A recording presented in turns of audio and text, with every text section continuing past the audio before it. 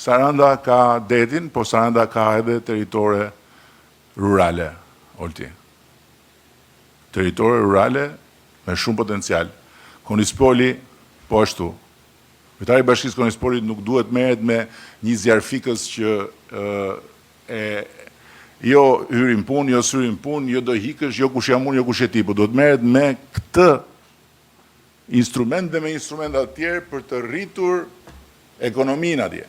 Dhe kjo vlen për gjithë deri ke Benet Beci që ka qenë promotori i kësaj pakete dhe unë Shkodrën nuk e shoh këtu.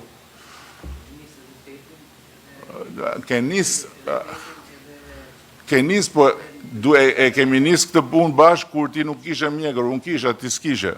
Tani ty mjekët është bësi unë dhe nuk ka ardhur akoma harta. Nuk ka ardhur akoma harta.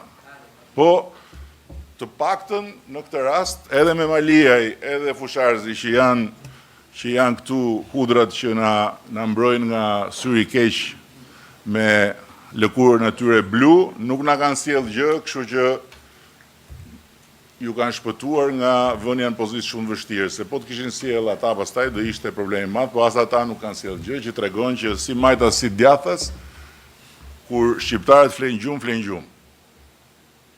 Zgjohuni nga ky gjumë edhe brenda muajit tetor duhet vinë të gjitha hartat. Flas për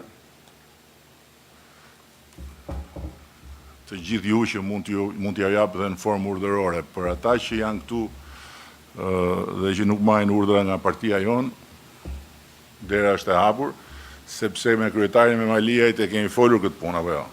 Ma ka shprehur potencialin e madh për këtë punë. Ke 5 muaj që ke paketën, edhe po jo, leje që ke për gabimin e Kuçovës. Po ty të paktën të falet, se keni qenë të zënë me demaskimin e farcës zgjedhore. Tani fokusohet e puna.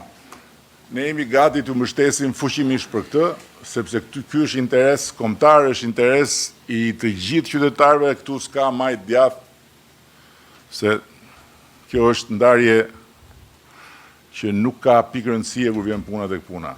Kështu që ju lutem shumë, fokusohuni shumë fort në këtë pikë. Hartat, thjesht fare, pa asnjë komplikim, territore që nuk janë ligjërisht të pandërtueshme dhe që janë territoret malore, territoret rurale. Durrësi ka territore tëra që janë kodrinore, ku ka agroturizëm,